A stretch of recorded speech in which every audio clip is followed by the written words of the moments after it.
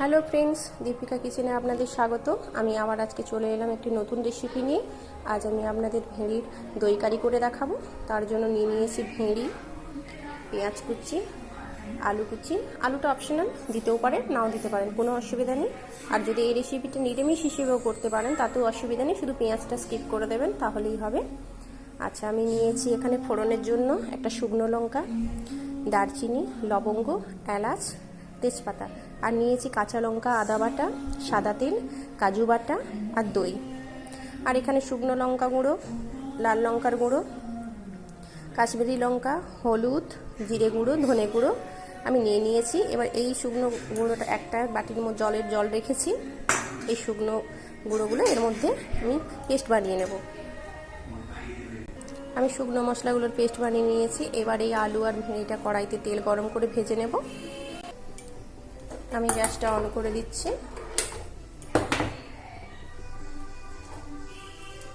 কড়াটা গরম হয়ে গেছে, আমি এর মধ্যে তেল দিয়ে দেবো। আমি সাদা তেলে বানাচ্ছি, আপনারা সরষের তেলেও বানাতে পারেন। আমি আলুটা ভেজে নেব। তেলটা গরম হতে দেব। তেলটা গরম হয়ে গেছে, আমি এর মধ্যে আলুগুলো দিয়ে ভেজে নেব।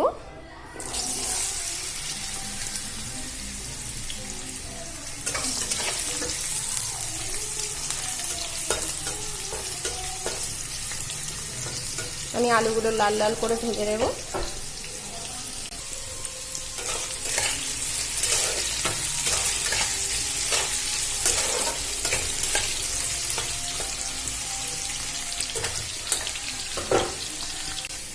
আমার আলুটা ভাজা হয়ে গেছে, আমি এবার এটাকে তুলে নেব।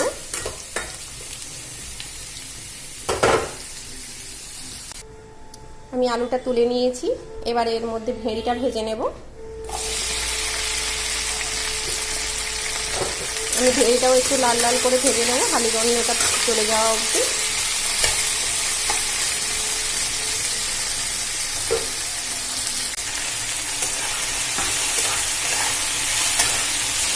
আমি এটা নাড়াচাড়া করে খুব ভালো করে ভেজে নেব।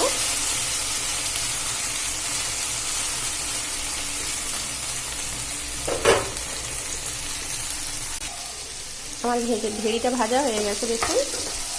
আর বেশি ভাজবো না, বেশি ভাজলে ঘাঁটা হয়ে যাবে। তো আমি এই অবস্থাতেই নামিয়ে নেব। আমি ভেড়িটা নামিয়ে নিয়েছি। আমি এবার এর মধ্যে আরেকটু সাদা তেল অ্যাড করে দেবো।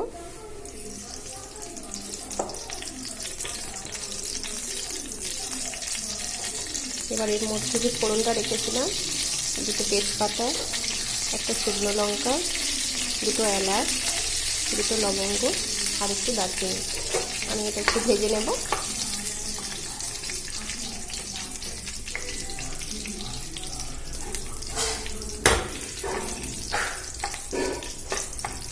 এবার এর মধ্যে আমি কুচানো পেঁয়াজটা দিয়ে দেবো। এই পেঁয়াজটা এবার ভালো করে ভেজে নেব।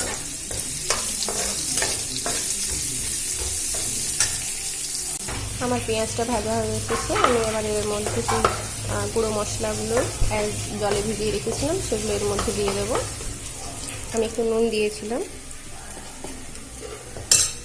গুঁড়ো মশলাগুলো অ্যাড করে দেবো।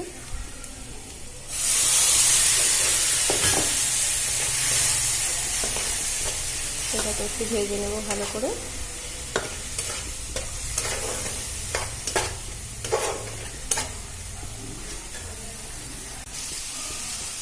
দেখুন, এটা ভাজা হয়ে এসেছে। আমি এর মধ্যে আদা আর কাঁচা লঙ্কা বাটাটা দিয়ে দেবো। এটা এর সাথে দিয়ে ভালো করে আবার ভেজে নেব।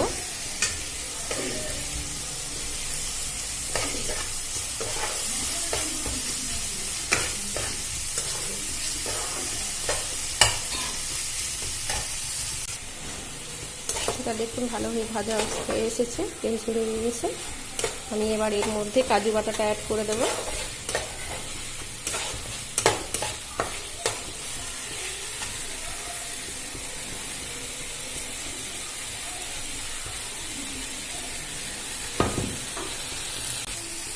এবার আমি ওটা ভালো করে ভেজে নেব।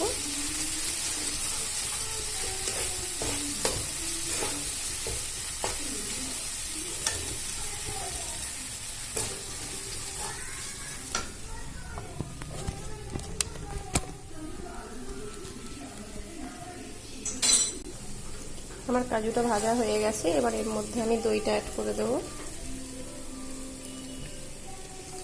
আমি এর মধ্যে 1 চামচ মতো চিনি দিয়ে দিয়েছিলাম।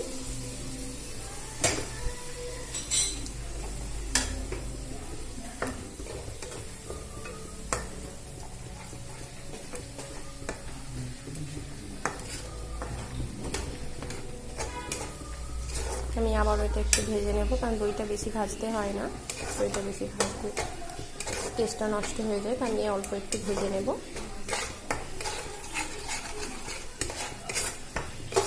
দেখুন কত সুন্দর কালারটা চলে এসেছে।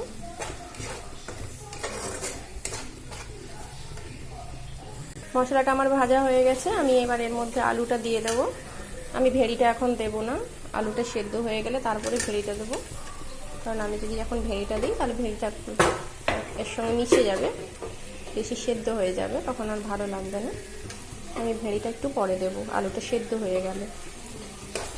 এই তরকারিটা ভাত রুটি দুটোর সাথেই খেতে খুব ভালো লাগে। আপনারা একবার বাড়িতে বানিয়ে দেখবেন, যদি ভালো লাগে একটা লাইক করবেন, কমেন্ট করে অবশ্যই জানাবেন কেমন লাগলো, আর শেয়ার সাবস্ক্রাইব করে দেবেন যাতে আমার রান্নাগুলো সবার প্রথমে আপনাদের কাছে গিয়ে পৌঁছে যায়।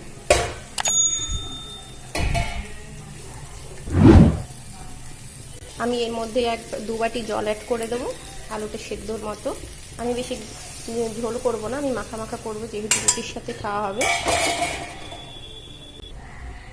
আমি 2 বাটি জল দিলাম, আপনাদের প্রয়োজন মতো জল দেবেন যেমন খাবেন, তবে এটা একটু মাখা মাখা করলে খেতে ভালো লাগে, এটা ঝোল ভালো লাগবে না।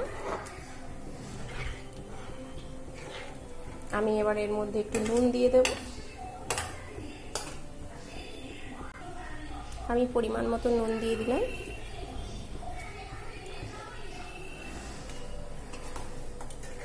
এবারে আমি এটা ঢাকা দিয়ে দেব কিছুক্ষণের জন্য, মিনিট 5।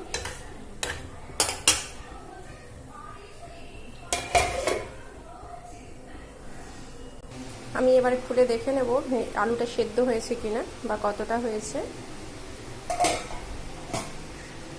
আলু ঝোলটা খুব ভালো মতো ফুটে গেছে।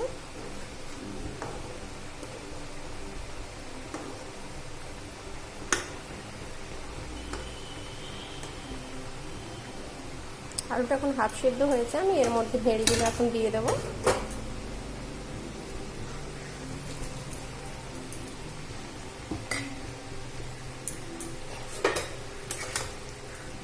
আমি একসাথে মাখিয়ে আবার কিছুক্ষণ হতে দেব।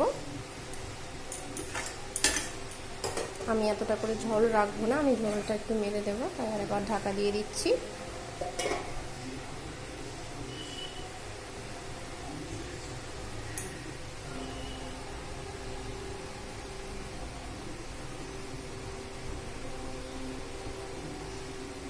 আমি ঢাকা দিয়ে আবারও কিছুক্ষণ হতে দেব, তারপরে আবার আসছি।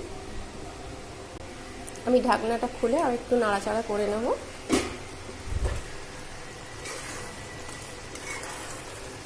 দেখুন কত সুন্দর কালার এসেছে। দেখে নেব আলুটা সেদ্ধ হয়েছে কিনা। আলুটা সেদ্ধ হয়ে গেছে ভালো মতো। আমি এবারে এটা বন্ধ করে দেব, এবার নামিয়ে নেব, সার্ভ করব। আপনাদের এই রেসিপিটা যদি ভালো লাগে প্লিজ একটা লাইক করবেন আর কমেন্ট করে জানাবেন আপনাদের কেমন লাগলো। আমি নতুন নতুন রেসিপি আপনাদের আবার শেয়ার করব। আপনারা সবাই ভালো থাকবেন। দেখুন গরম গরম আমার রেডি ভেড়ি দই কারি।